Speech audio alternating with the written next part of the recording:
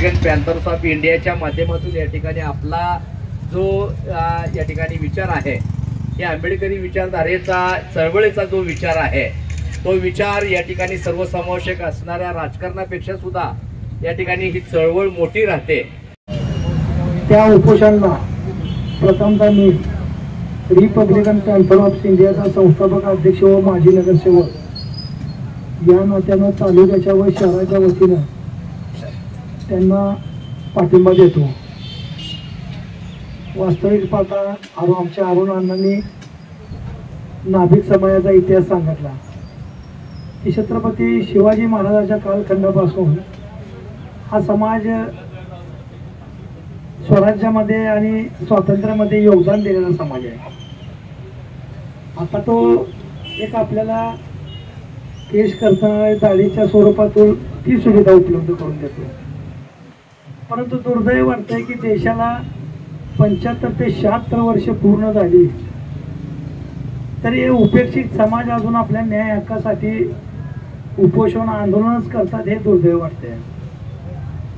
आणि माझ्या आयुष्यात ठोकलेला माहीत आहे, इतकी उपोषण आंदोलन झाली मी पहिल्यांदा पाठिंबा द्यावी नाभिक समाजाला, पहिल्यांदा माझ्या आयुष्यात पाठिंबा द्यावी, नाहीतर मी कधीच कोणाला पाठिंबा देत नाही।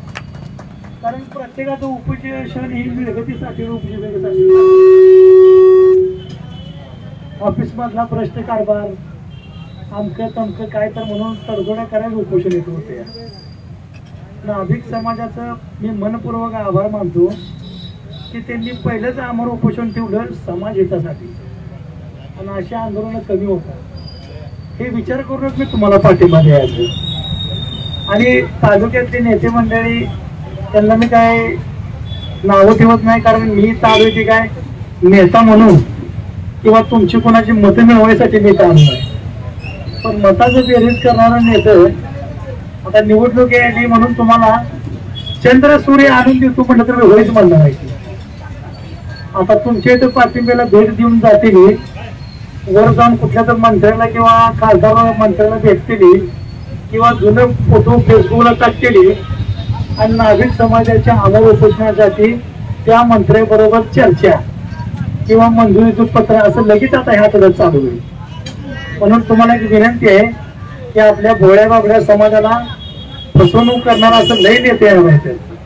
निवडणूक 1.5-2 महिन्यावर आली, तुम्ही असं स्टँड राहा जोपर्यंत आर्थिक विकास महामंडळाचा JR निघत नाही तोपर्यंत तुम्ही काय माघारी घेऊ नका। आणि तुम्ही भविष्यात हे आंदोलन कसं का असं ना, हे आंदोलन आमर उपोषणाचं असणार तर अजून तीव्र आंदोलन करा।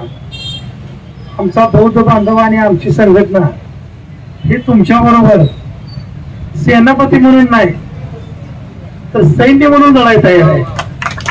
कारण सेनापती लढणाऱ्या सैन्याचा तमाशा बघून नंतर त्याचा मालक होतो, जय किंवा पराजय होईल।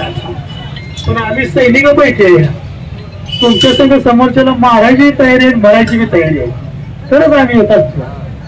त्यामुळे या नाभिक समाजाला मी पुन्हा एकदा एक या उपोषणाच्या माध्यमातून तुमच्या आंदोलनाची दिशा योग्य आहे, तुम्ही समाजासाठी झटायला थोडा का समाज असला पण तुमचा एकोपा कायम ठेवा।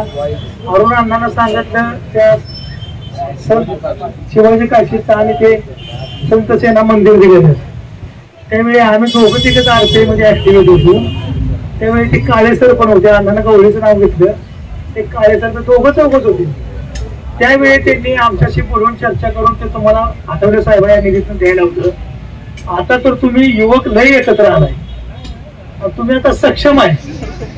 तुम्ही असं बी नाही की पहिल्यावाने तुमच्या आता अपदाय का चौधरी, तुम्ही आता सगळे सक्षम आहे। सगळ्यांनी त्या सक्षमतेचा उपयोग त्या चळवळीला करा। आता आपल्या समाजाला जे काही देता येतं ते सांघिक स्वरूपात द्या। डॉक्टर बाबासाहेब आंबेडकरांना सांगितलंय राजकारणाची गरज नाही, तुमचा समाज जर संघटित असेल, तुम्ही आंदोलन जर योग्य केलं, तुम्हाला राजकीय वर्ग असण्याची गरज नाही, तर तुमची संघटना ही एकोप्याची पाहिजे।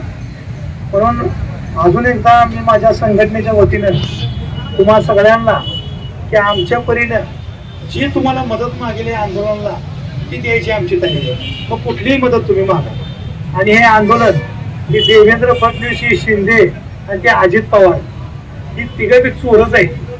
त्यांनी ह्यांच्या लोकांचं ह्यांच्या समाजात चांगलं करते की आपल्याकडे कोण लक्ष देत नाही. म्हणून आपण जेवढं आंदोलन तीव्र करल सामाजिक संघटना घेऊन तेवढं कुठं तर आपलं काउंटिंग होणार आहे.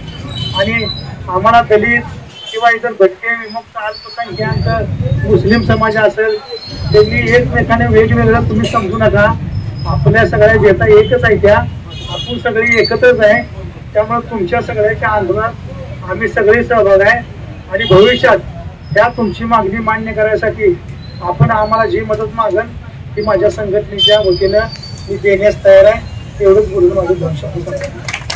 त्यांच्या आर्थिक प्रगतीसाठी त्यांना मदत केली आहे. परंतु स्वातंत्र्य मिळाल्यापासून 76 ते 77 वर्ष झालं हा नाभिक समाज असेल किंवा इतर गोरगरीब समाज असतील ते अजूनसुद्धा एवढ्या सोयी सवलती असून स्वतःच्या समाजाच्या आर्थिक विकासासाठी अमर उपोषणाला जर बसायची वेळ येत असेल तर या राज्य सरकारचा मी पहिल्यांदा निषेध करतो. आणि सकल नाभिक समाजाची भविष्यात मागणी पूर्ण करण्यासाठी त्यांच्या आंदोलनात रिपब्लिकन पॅन्थर्स ऑफ इंडिया त्या संघटनेबरोबरच आंबेडकरी चळवळ आणि दलित मुस्लिम भटका विमुक्त अल्पसंख्याक समाज हा त्यांच्याबरोबर त्यांच्या चळवळीत त्यांच्या मागण्या मान्य उचलून खंबीरपणे उभा राहील. एवढंच मी या सगळ्यांना आश्वासन देतो.